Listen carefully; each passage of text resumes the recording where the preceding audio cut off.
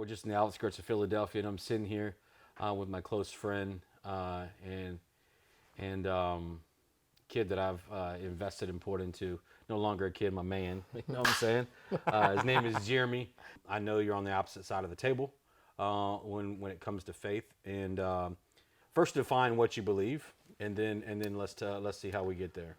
Oh man, I to put a label on it, I'd have to say I'm very agnostic. I'm very okay saying I'm not sure at the moment, but I'm in a place of actively trying to search out how I feel about that in general, whether it be faith or um, science or aliens, whatever it is. How did you get there?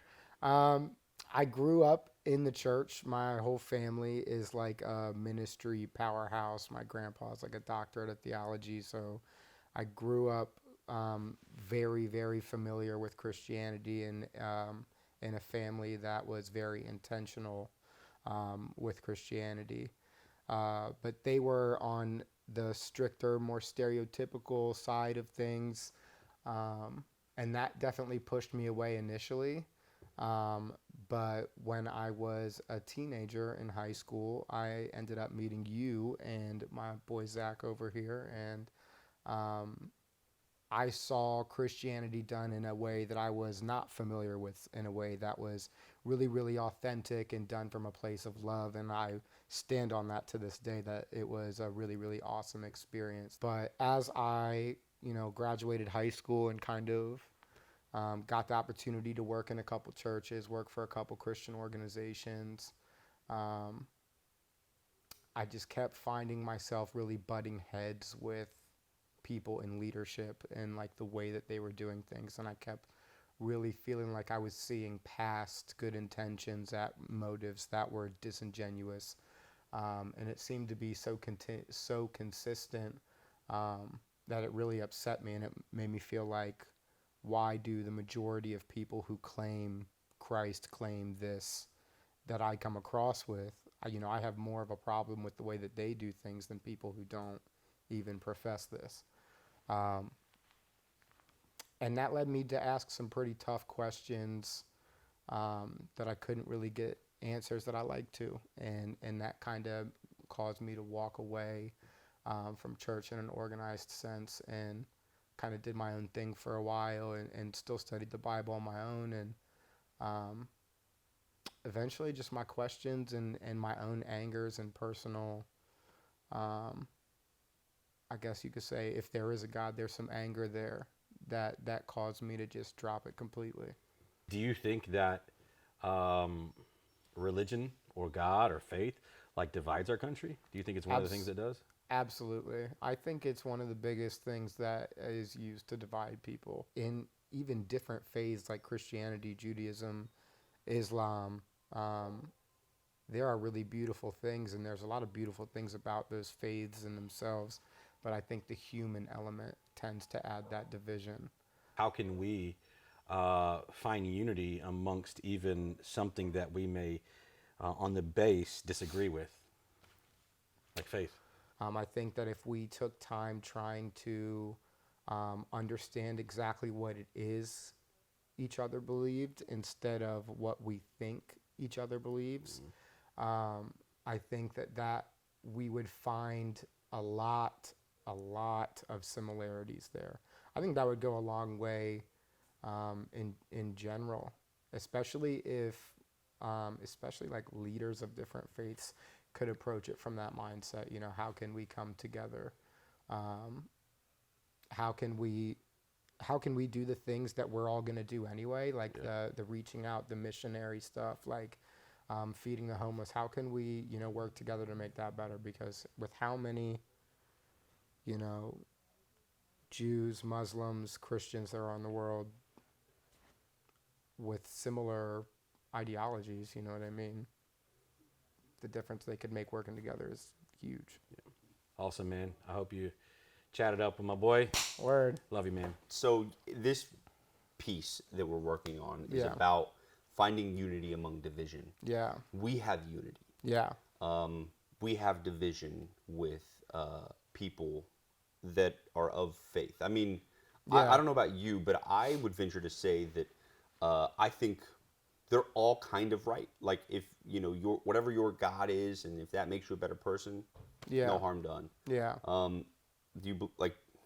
Yeah, I think faith can be a beautiful thing, and I think it gets people through a lot of really tough situations.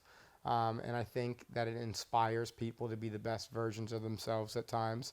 But I think that it has a flip side, and that far too often it inspires people to become the worst things. Right. Right.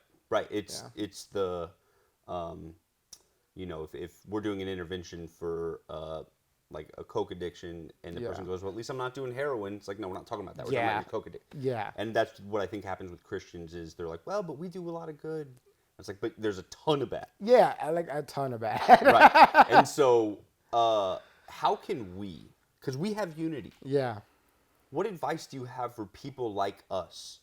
That how do we maintain boundaries while loving people that we disagree with on a fundamental level? Yeah. I think, and I talked a little bit about this with Josh, I think a lot of it comes into there are things that you and I would agree on, like we should feed the homeless and we should protect women and children. If we made more of an effort to kind of just meet in the middle on those things, I think we could make some progress there. What advice do you have for me? Man, I would just say keep looking. Don't close yourself off to it. I think something that I have, and that's a hard thing to say, because I will very vocally say that I don't believe that there is a God that is particularly invested in us. Right, with human characteristics. I think I lean towards a creator, but not in the sense of like God loves you and pays attention to all of us. Don't let your opinions or interactions with specific people, like negative interactions, let you just go, that's a bad group of people or a bad ideology. Would you say that losing your faith is like mourning a loss? Yeah, absolutely. I think there is, and I question this a lot. I question what it is that I've lost. I was 20 years old and I had a very sure idea of the person I was going to be, planning a church, being a pastor, traveling around the world and blah, blah, blah, blah, blah. And when I look at myself in the mirror and say, I don't want to serve this God anymore, that's like me rejecting everything I've been for the last 10 years. Your father. Yeah, it can be.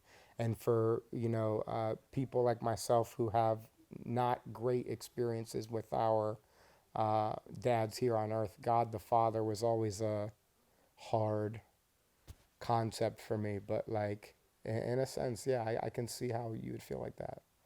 Yeah. That's a tough one, man. And so I want to thank you both for Absolutely. you going on this journey with me. Yeah, man. And for you, carving out some time. I really appreciate you guys having time to talk to me today. That was definitely the most interesting conversation I've had in a while. I think if this could happen more, we can make a lot of progress. you can make a lot of progress. It wouldn't be bad. Right? Yeah. There's a lot of assumptions, like you said. Yeah. A lot of conversations that are just, hey, this person is this ideology, and then the media and everything just takes it and runs with it. Yeah. And, man, thank you guys for sitting down with me, with him, and chopping it up a bit. Again, we're on this journey. We're going to continue on this journey, and this was a pivotal part. I'm glad that you were able to lean into it. For those that are along on the ride, we're going to continue this journey from Philly to the next city, where we're going to talk probably about politics or whatever is next.